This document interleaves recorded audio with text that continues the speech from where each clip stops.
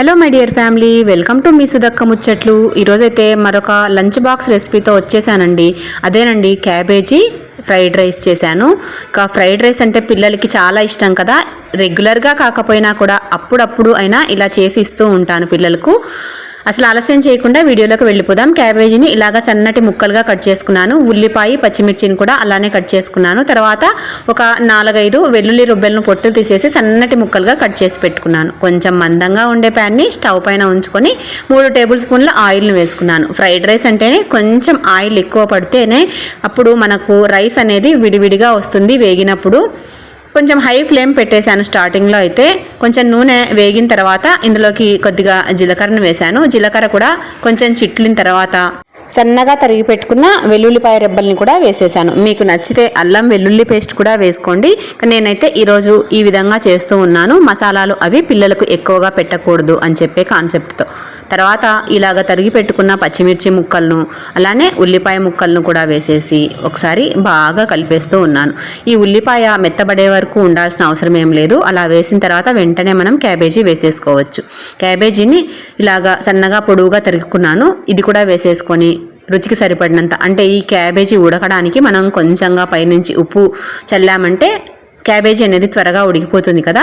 అందుకనే ఈ క్యాబేజీకి సరిపడినంత ఉప్పు వేసేసి ఒకసారి అంతా కలిపేసి మూతను ఉంచి మనకు క్యాబేజీ ముక్కలు అనేవి కొంచెం మెత్తబడాలండి. అంటే దాదాపు ఒక 60% వరకు ఉడికితే సరిపోతుంది. కొంచెం క్రిస్పీగా ఉన్న రైస్ అనేది చాలా బాగుంటుంది. మూతను ఉంచేసి నేను లో ఫ్లేమ్లో దీన్నైతే కొంచెం 60% క్యాబేజీ ఉడికేంత వరకు కూడా దీన్ని వదిలేస్తూ ఉన్నాను. మధ్య మధ్యలో మూతను తెరిచి చూస్తూ ఉండాలి, లేదంటే అడుగు పట్టేసే అవకాశం ఉంది. లేదు మనకి ఏదైనా పని ఉందంటే దీనిపైన ఒక ప్లేట్ని ఉంచి ప్లేట్లో నీళ్లు పోసేసి మనం ఆ పని చేసుకుని వచ్చేంత వరకు అలానే ఉంచేసామంటే చక్కగా ఉడుకుతుంది. అదేవిధంగా అడుగు పడుతుంది అని చెప్పే డౌట్ కూడా ఏం లేదు. ఒక్కోసారి కర్రీస్ చేసినప్పుడు ఈ టిప్ మీకు చాలా ఉపయోగపడుతుంది, అందుకే చెప్పాను. మధ్య మధ్యలో మూతను తెరుస్తూ ఒకసారి కలుపుకుంటూ ఉన్నాను. చూడండి, ఇప్పుడైతే ఈ విధంగా అయితే ఉడికిపోయింది, చక్కగా ఉడికిపోయింది. ఇక మనం వేడివేడిగా వండుకున్న రైస్ని అయితే ఈరోజు వేస్తూ ఉన్నాను. మీకు కావాలంటే ఎప్పుడైనా మిగిలిపోయిన అన్నంతో కూడా ఇలాగ క్యాబేజీ రైస్ని చేసేసుకోండి. ఆల్రెడీ మన ఛానల్లో ఇలాంటి లంచ్ బాక్స్ రెసిపీస్, పుదీనా రైసు, టొమాటో రైసు, కరివేపాకు రైసు, గోంగూర రైసు, ఇలాగా చాలా రకాల రైస్ రెసిపీ ఐటమ్స్ అయితే చాలా ఉన్నాయండి. ఒకసారి అయితే చెక్అవుట్ చేసేయండి. వీలైతే డిస్క్రిప్షన్లో వాటి లింక్స్ అన్నీ కూడా ఇస్తాను. ఒక్కసారి చెక్ చేసి మీరు కూడా ట్రై చేయండి. తర్వాత ఇందులోకి మనం వేసుకునే మసాలాల విషయానికి అయితే వచ్చేద్దాము.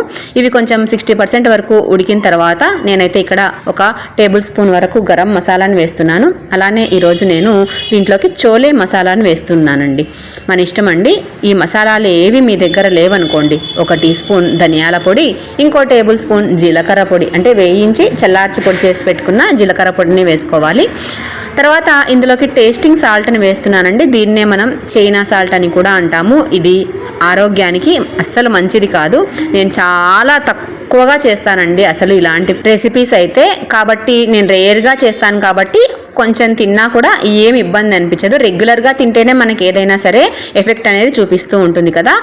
మసాలాలన్నీ వేసిన తర్వాత అలానే సాల్ట్ కూడా వేసిన తర్వాత ఒకసారి బాగా కలిపేసుకొని కొంచెం పొడి పొడిగా వండుకున్న అన్నాన్ని అయితే ఇందులోకి వేసేస్తూ ఉన్నాను. ఇలాంటి ఫ్రైడ్ రైస్లు అవి చేసినప్పుడు రైస్ అనేది మనకు పొడి పొడిలా ఉంటేనే తినడానికి బాగుంటుంది. లంచ్ బాక్సుల్లో కూడా ముద్ద ముద్దగా లేకుండా మంచిగా చక్కగా పొడి పొడిలా ఆడుతూ ఉంటుంది. ఇంకా రైస్ మనకు కావాల్సిన క్వాంటిటీకి తగ్గట్టుగా మనము రైస్ అనేది ఇందులోకి వేసేసుకోవాలి. రైస్ వేసిన తర్వాత నేను ఇక్కడ రుచికి సరిపడినంత ఉప్పు, వీటన్నింటినీ బ్యాలెన్స్ చేయడానికి అసలు వేయనట్లుగా 1/2 టేబుల్ స్పూన్ షుగర్ని కూడా వేస్తానండి నేను ఇలాగా ఫ్రైడ్ రైసులు అవి చేసినప్పుడు. రుచికి సరిపడినంత ఉప్పును వేస్తూ ఉన్నాను. ఇప్పుడు చక్కెరని చూడండి ఎంత తక్కువగా వేస్తున్నానో, వేయనట్టుగా 1/2 టేబుల్ స్పూన్ చక్కెరని వేశాను. చక్కెర వేస్తే మనకు క్యాబేజీలో పసరు వాసన రాదండి. ఆకుకూరలు చేసినప్పుడు కానీ లేదా క్యాబేజీతో ఏమైనా రెసిపీస్ చేసినప్పుడు షుగర్ మాత్రం వేసి చూడండి, అస్సలు పసరు వాసన అనేదే రాదు. అన్నీ వేసిన తర్వాత మసాలా అంతా కూడా రైస్కి పట్టే విధంగా బాగా కలుపుకోవాలండి. కలుపుకొని మూతను ఉంచి కాసేపు అలా వదిలేసామంటే ఫ్లేవర్స్ అన్నీ కూడా రైస్కి పట్టుకొని ఫ్రైడ్ రైస్ అనేది చాలా టేస్టీగా ఉంటుందండి. ఇదండి మరి ఇవాళ మన ఇంట్లో చేసిన క్యాబేజీ ఫ్రైడ్ రైస్ రెసిపీ అయితే మీతో షేర్ చేసుకున్నాను కదా. వీడియో నచ్చిందా? నచ్చితే మాత్రం లైక్ చేయండి. ఈరోజే మన ఛానల్ని కొత్తగా చూస్తే ఛానల్ని సబ్స్క్రైబ్ చేసుకోవడం మర్చిపోవద్దు. ఇలాంటి వీడియోస్ నేను ప్రతిరోజు పోస్ట్ చేస్తూ ఉంటానండి. ఎవరికైనా యూజ్ అవుతుంది అనుకుంటే షేర్ చేయడం మాత్రం అస్సలు మర్చిపోవద్దు. మళ్ళీ మంచి యూజ్ఫుల్ రెసిపీతో మళ్ళీ మీ ముందు ఉంటుంది మీ సుధక్క. అంతవరకు సెలవు.